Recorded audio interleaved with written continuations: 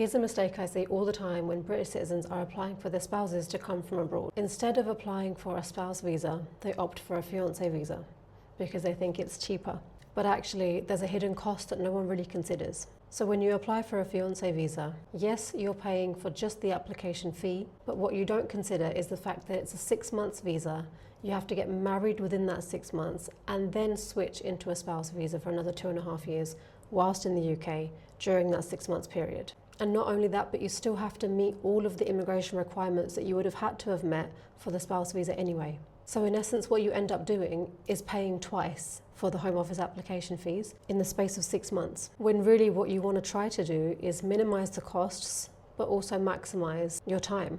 So when you choose to get married in the UK, what you're doing is you're signing up for a 6 months visa to get married in the UK, and that might work out for you. For example, if you have more family in the UK than you have abroad, and if you find it will be more comfortable or more enjoyable to have your wedding here.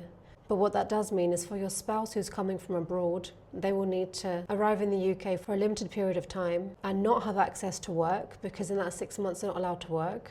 Some doctors may not register them under their practice, and they're not allowed to apply for an NI number during that time.